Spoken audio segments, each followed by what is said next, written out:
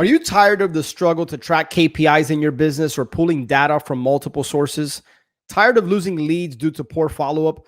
With LeftMain, you now have the ability to track everything in your business all in one place. You have custom dashboards, countless reports, text and phone capabilities, and all of your favorite integrations. LeftMain is the only system that is guaranteed to grow with your business.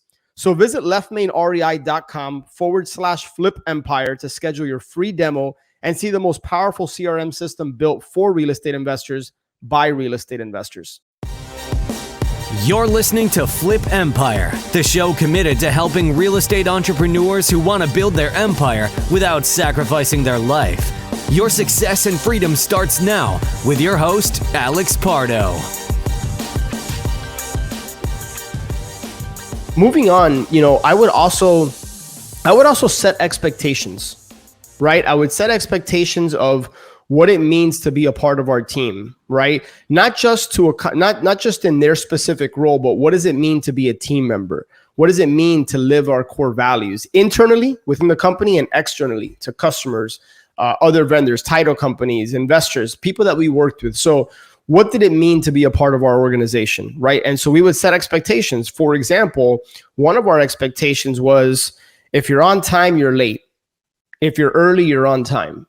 And what that means is, in fact, we even took it a step further. And if you connect with any of my former team members, they'll tell you we actually had a late policy. If somebody was a minute late, it was a $50 donation to the charity of their choice. And there was only a few times that I can remember that somebody was late. But to me, that was a sign of them not valuing other people's time. And so that's just an example of setting expectations. Our expectation is that we're going to be early, and that means you're on time. If you're on time, that means you're late. And by the way, I don't want to make it sound like I ran a boot camp. We had fun. It was loose, but we were about our business. And so, talk about expectations, and expectations are a two-way street. So not just, hey, here are my expectations of you. What are your expectations of me as the leader of this organization, right? I didn't even use the word employee or boss or anything, but like supervisor, but what's your expectation of me? What's your expectation of your team members, right? And it's always interesting to hear people's expectations. And I would make sure that there was buy-in on both sides, that we understood what was expected of each other, and then we would move on. We'd review the accountability chart. Right? If you read Traction, they call it an accountability chart. And I would actually give them a physical handout of our company manual that has our core values. It has testimonials. It has our purpose, cause, and our mission. It has a printout of our accountability chart. Right? So there's the visionary at the top. And then you have the COO or the integrator.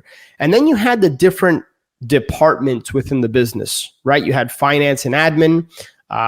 You have acquisitions, you have dispositions, there's a marketing department. So depending on how your business is structured, you walk them through all the departments in your business. You show them who's responsible for each seat, right? What's every seat's main KPI that they will be led, managed, and held accountable to.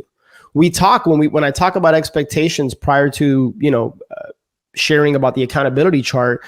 I make sure that they understand accountability is a big part of our DNA, right? And I remember one thing that always stuck with me. I had a particular season where I was having a hard time just kind of managing a particular person. I couldn't get this person to just I couldn't hold them accountable.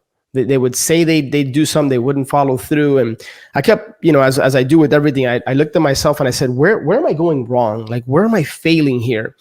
And ultimately, I had a conversation with a coach, and he says, you know what the key is to holding people accountable? He said, hire people that are going to hold themselves accountable. And what he was really referring to was a certain standard. I needed to hire A players, rock stars, that their standard was nothing below being exceptional, right? And so hopefully that tip resonates with you, because to this day, that was many, many years ago. And to this day, I remember exactly how it was communicated to me. So we review the accountability chart, not just their specific role, but everyone else's role and what's their interaction. So if I'm hiring an acquisitions manager, how does the acquisitions manager communicate, relate, and work with the lead manager or the dispositions manager once they get a property under contract, or the different departments within the business? Then we get into their specific role, right? I want to hear from them. What is your understanding of your role? What is your role meant to accomplish? What role do you serve within the organization? One last thing before you go, if you have been listening to the show for a while and or you have been getting value from the show, I would be 100% honored if you would share this show with a friend, or maybe share it with somebody that you think could benefit from this. It's my mission, it's my cause, it's my purpose through Flip Empire to impact and touch people's lives, to help people and in their businesses. So it would be an honor if you would be willing to share this episode. And one last thing, make sure that you're subscribed so that you get notified every Monday and Thursday when shows get released. I look forward to connecting with you on the next one. Until then, have a great day.